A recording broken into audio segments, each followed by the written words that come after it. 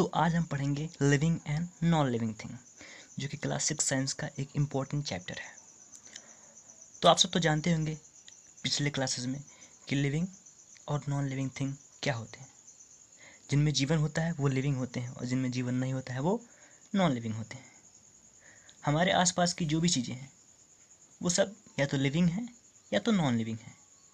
हम कई प्रकार की चीज़ें देखते हैं, जैसे डॉग्स, कैट्स, प्लांट्स, तुम्हारे पेरेंट्स, बर्ड्स, ये सब लिविंग थिंग्स के एग्जाम्पल हैं। जबकि तुम्हारा बुक, तुम्हारा टेबल, फैन, विंडो, तुम्हारा घर, साइकिल, ये सब नॉन लिविंग थिंग्स हैं। तो आज हम क्या पढ़ने वाले हैं? आज हम लिविंग और नॉन लिविंग थिंग के अंदर तक कुछ चीज़ें पढ़ने वाले हैं, उनके कैरेक्टरिस्टिक्स, लिविंग और नॉन लिविंग थिंग्स में सिमिलरिटीज़, डिफरेंसेस सब पढ़ने वाले हैं। ये जो ऊपर दिख रहा है लर्न पॉइंट में, इन सब पॉइंट्स को हम इस चैप्टर में पढ़ेंगे।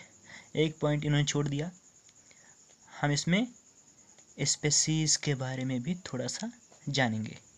तो चलिए शुरू करते हैं।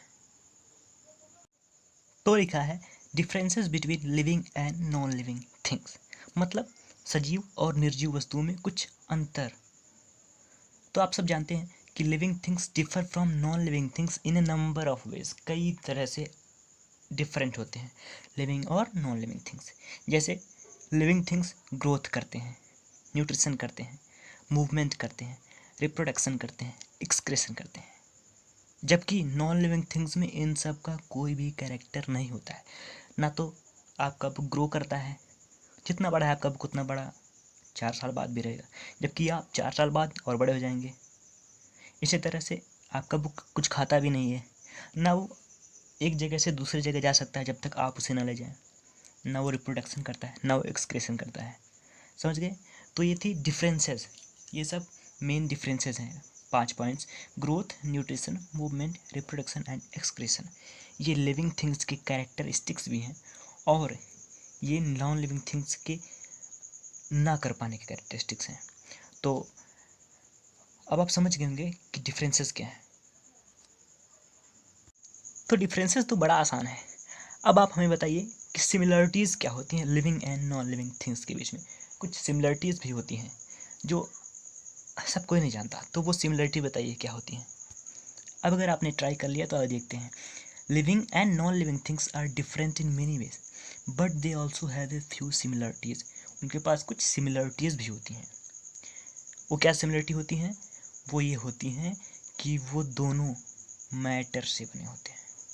चाहे वो लिविंग थिंग हो चाहे वो नॉन लिविंग थिंग हो, दोनों ही मैटर से बने होते हैं। मैटर मतलब आप पढ़े होंगे, मैटर वो होता है जो स्पेस ऑक्यूपाई करता है और जिसका कोई मास होता है। अब आप खुद देख लीजिए, आप भी स्पेस ऑक्यूपाई करते हैं और आपका जो नॉन लिविंग बुक है वो भी स्पेस ऑक्यूपाई करता है। आपका भी कुछ मास है और आपके बुक का भी कुछ मास है। दूसरी सिमिलरिटी ये है कि दोनों एक स्मॉल स्ट्रक्चरल यूनिट से बने होते हैं। जो लिविंग थिंग होते हैं वो सेल से बने होते हैं और जो नॉन लिविंग थिंग होते हैं वो मॉलिक्यूल से बने होते हैं। सेल्स के बारे में तो आप इसी चैप्टर में थोड़ा सा पढ़ने वाले हैं, बट मॉलिक्यूल्स के बारे में आप अगली क्लासेस में पढ़ेंगे। अब इम्पोर्टेंट बात यह है कि ना तो आप सेल्स को और ना ही आप मॉलिक्यूल्स को नेक्ड आइज मतलब खुली आंखों से देख सकते हैं। इसके लिए आपको माइक्रोस्कोप का यूज़ करना पड़ेगा। तो समझ गए आप living and non living things क्या होती हैं, उनमें डिफरेंसेस क्या होते हैं, सिमिलरिटीज़ क्या होते हैं। कुछ पॉइंट्स हैं जिन्हें आप याद कर सकते हैं, जैसे डिफरेंसेस में growth, nutrition, movement, reproduction, excretion, और सिमिलरिटीज़ में ये कि वो मैटर से बने होते हैं और सेल से बने होते हैं। ओके, आइए अब पढ़ते हैं characteristics of living things.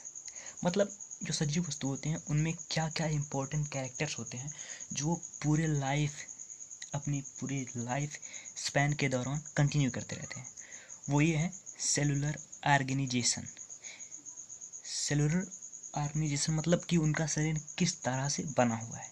Growth and death मतलब जीवन और मृत्यु। Response to stimuli, nutrition, respiration, reproduction, movement, excretion, इन सब के बारे में हम एक एक करके अच्छे से पढ़ने वाले हैं। तो पहले हम पढ़ेंगे स्ट्रक्चरल ऑर्गेनाइजेशन। तो आप सब जानते हैं कि सभी लिविंग थिंग्स सेल्स से बने होते हैं। ये सेल्स क्या होते हैं? ये सेल वो छोटे से छोटे इकाई होते हैं जो हमारे शरीर का सारा काम करते हैं। सेल हमारे शरीर की सबसे छोटी और बेसिक फंडामेंटल इकाई है जो सभी लिविंग थिंग्स में पाई जाती है, चाहे वो एनिमल्स हो, चाहे वो प्लांट्स हो, चाहे कुछ भी हो, डॉग्स, कैट्स, ह्यूमंस, कोई ट्रीज, कुछ भी, सारे लिविंग थिंग्स में सेल्स पाए जाते हैं, वो सेल्स से बने होते हैं। अब देखिए कैसे ऑर्डर होता है। पहले सेल्स होते हैं, सेल्स कुछ ग्रुप में बनकर टिश्यू बनाते हैं। ये टिश्यू कोई एक काम करते हैं। अब ये टिश्यू मिलकर ऑर्गन बनाते हैं और ये ऑर्गन मिलकर ऑर्गन सिस्टम बनाते हैं और ये ऑर्गन सिस्टम ही तो हमारी बॉडी है। मतलब बेसिक यूनिट सेल है, सेल से टिश्यू, टिश्यू से ऑर्गन और फिर ऑर्गन के बाद ऑर्गन सिस्टम में बॉडी का निर्माण होता है। ओके, अब इसे आप ऐसे समझ सकते हैं कि सेल को अगर आप एक ब्रिक माने, समझ लीजिए एक ब्रिक है, एक के ऊपर एक ब्रिक रख के एक दीवार बनती है। उसी तरह सेल, कई सारे सेल को इकट्ठा करके टिश्यू, फिर कई सारे टिश्यू से ऑर्गन और कई सारे ऑर्गन से ऑर्गन सिस्टम बनता है। अब इंटरेस्टिंग बात यह है कि कुछ एनिमल्स ऐसे भी हैं, कुछ लिविंग थिंग्स ऐसे भी हैं जो सिर्फ और सिर्फ एक सेल से बने होते हैं। ऐसे ऑर्गेनिज्म को हम क्या कहते हैं? Unicellular organism. यूनिसेलुलर मतलब, यूनि मतलब वन, सेलुलर मतलब जिनमें सेल, मतलब जिनमें एक सेल हो, वो यूनिसेलुलर कहते हैं उन्हें। जैसे अमीबा, ये एक ऐसा जीव है जो एक ही कोशिका से बना, मतलब ये पूरी कोशिका ही है एक, और पूरा जीव भी है।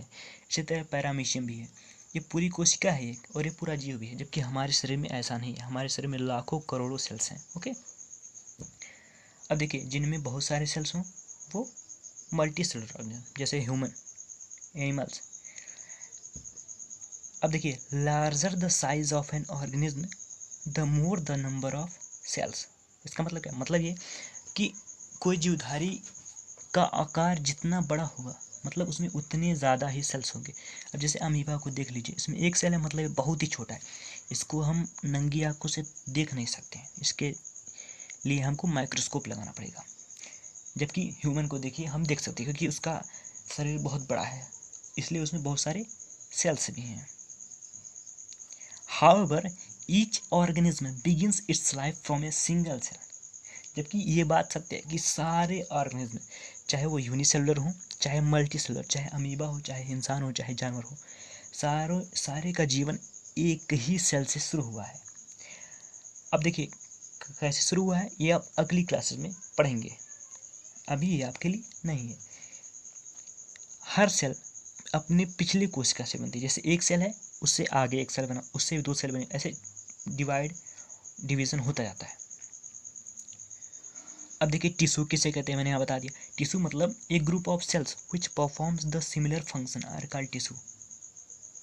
मतलब सेल अलग अलग काम करते हैं, लेकिन कुछ सेल जब मिलकर जब कोई एक काम करने लग जाए तो उससे ही हम टिश्यू बोलने लगते हैं। कुछ ग्रुप होता है सेल का जो कोई एक काम करने लगे तो उसे हम टिश्यू बोलते हैं। अब देखिए many tissues combine to form an organ, और कुछ टिश्यू कंबाइन होकर ऑर्गन बनाते हैं। And organs combine to form an organ system, कुछ ऑर्गन सिस्टम बनाते हैं, और वही ऑर्गन सिस्टम हमारी बॉडी है।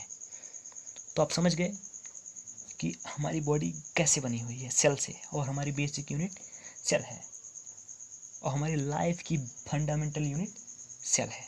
समझ गए? अब न्यूट्रिशन और आगे कुछ कैरेक्टरिस्टिक्स हम अगली वीडियो में पढ़ेंगे। तब तक के लिए कीप डूइंग।